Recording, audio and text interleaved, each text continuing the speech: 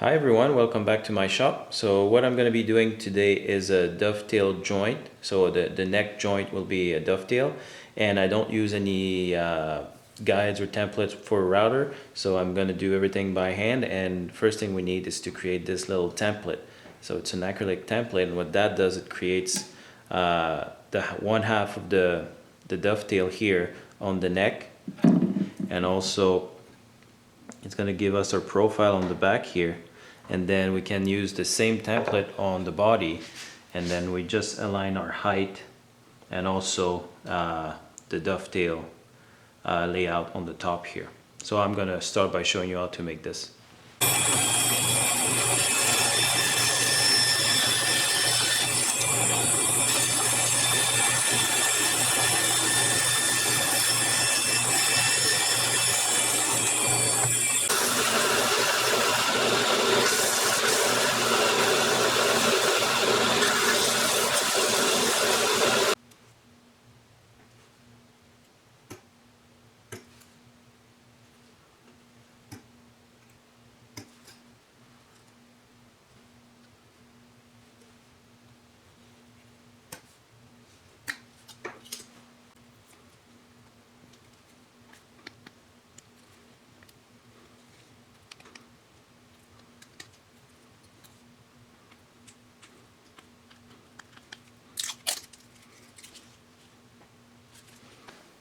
So the first thing I'm going to do is line up my center line. You can't really see it on the camera or on the video, but I can see it here. And then from that I'm going to create the dovetail to start.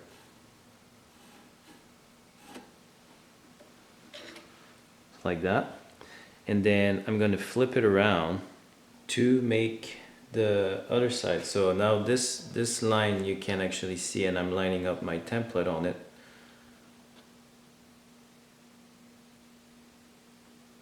Make sure you're still flush with the top here.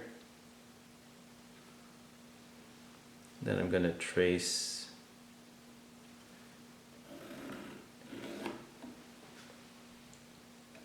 the outline here. Now before we move that here, that's the other line that I made, and this line indicates how deep I want this section to be. So I'm going to put a line here, and then I can use a little ruler to line that up. So everything on the outside is waste, and then you can see all the way from the bottom, and I can line up my top line as well on the side, and that's how deep my tenon for the neck joint is going to be. So what I want to do here is create the same layout with the same template. The thing I don't want to do is go from the same line here. That's the back of the dovetail here. So that's going to be here, meaning that this line is going to be the interior of the neck joint. So this is going to be the line I need here at the front. And then I want to lower it to the height of the binding, because that's how high it's going to be. Remember, we still have to bring that down a bit. Then I'm going to align my center line here and trace the two sides of the joint.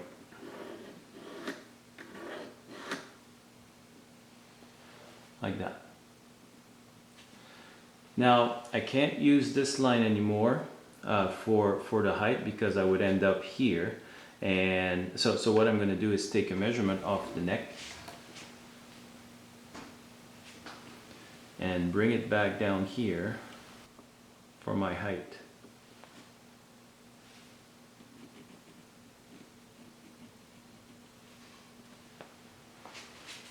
And then my last step is to align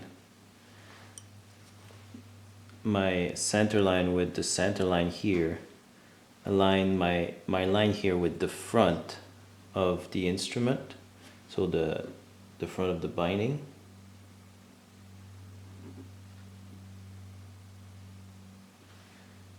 And you need to take your time to do that. Like, that's not something you're going to be able to do twice, so.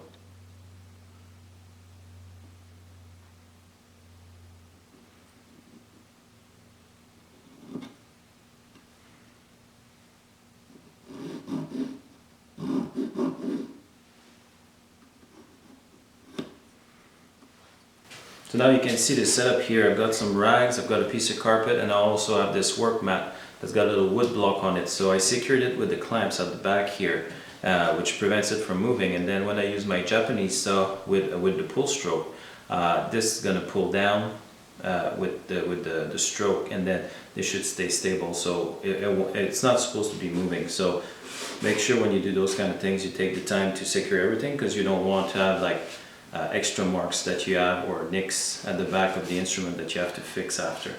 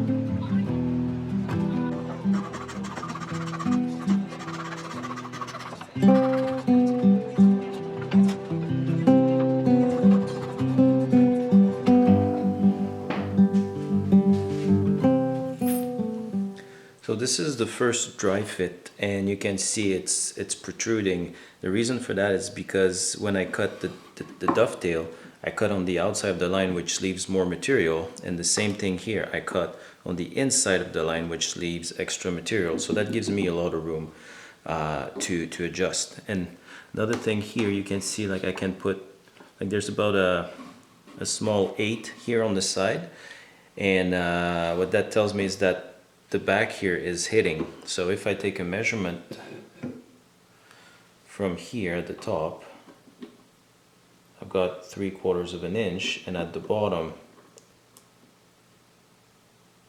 also I've got 3/4 of an inch. Now if I measure here, I've got 7/8. So I'm either gonna remove a bit of material at the back here, or I'm gonna fix the back here, which I think I'm gonna be doing, because the more material in the joint, the better it is. So that's by adjusting this piece first, that's gonna allow me to push that in a bit more. Because it's gonna go in a bit more, it's gonna go down further as well. And hopefully I don't have any more gaps. And then and then I'm going to be finishing the gaps here, make sure they disappear. The goal here is to get the neck to the binding, the level of the binding, and to have it straight with the line. So another thing I have right now is that it seems like when I eyeball it, although it's touching at the back, so I'm not going to touch anything for now, but it's lining up kind of this way.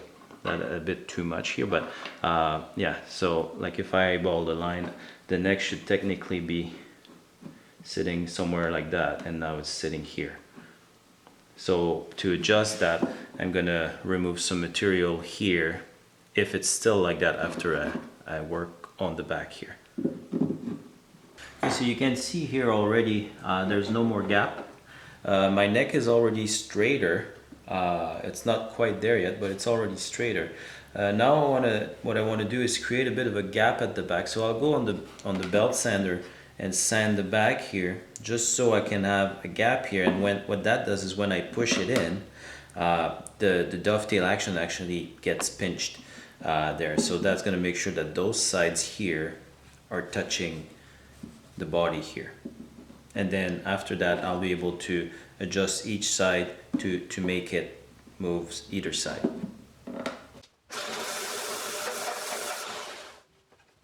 So something else I'm doing is checking with straight edges, pretty much like winding sticks, to see if there's a twist from the front to the back.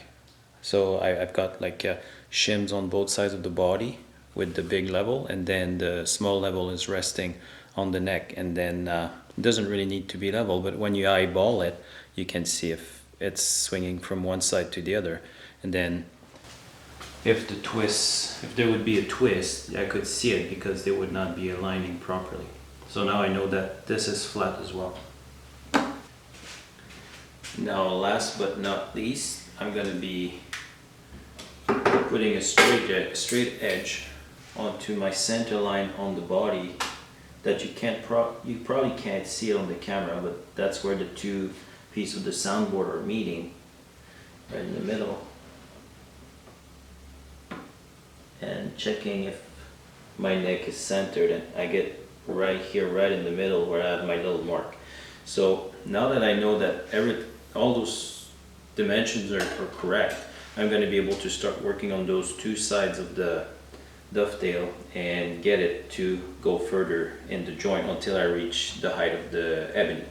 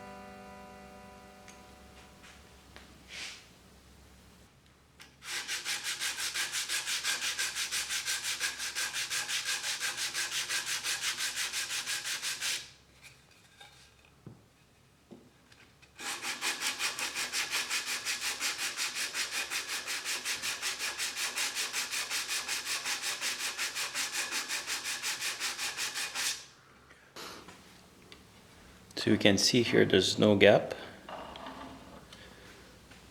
I'm right at the same height as the binding, and that's on both sides. So the neck joint being done, we're ready for glue up. A few things I want to do before I get to that point is mark the heel cap, because I'm going to have an ebony heel cap here at the bottom, so I'm going to mark both sides just for where to cut it. Then on the peg head itself, I have that little notch here that I made on the bandsaw but never got to cleaning it yet. So what I'll do is just use a file and clean the top section here. Another thing is that when I drilled the holes for the tuners, you probably remember I did a pilot hole, and then I did one size for the bushing, and on the back side I did a different size for the post. What happens is with those tuners, there's a little ridge at the bottom of the tuner that you can see right there. And what that does, it hits the back of the peg head, which means create a space between the bracket and the back of the peg head.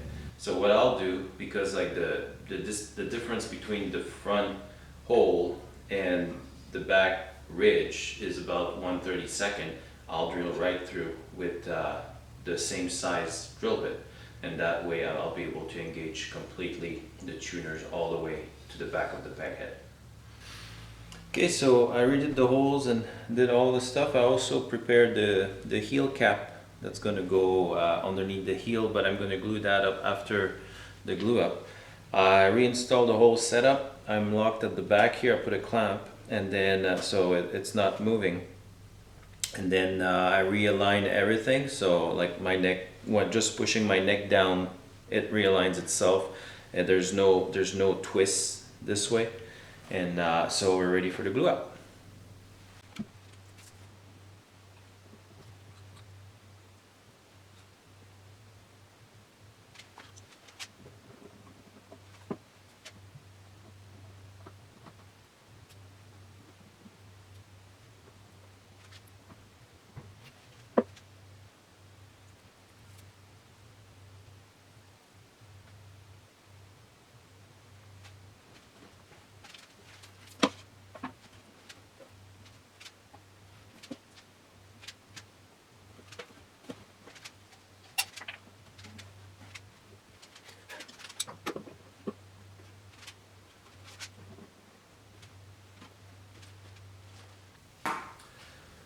So this is it for the glue up. I'm going to let this dry for probably a couple hours before I remove the clamps, and then I'm going to leave it for 24 hours overall for like the glue to set and make sure that nothing's moving.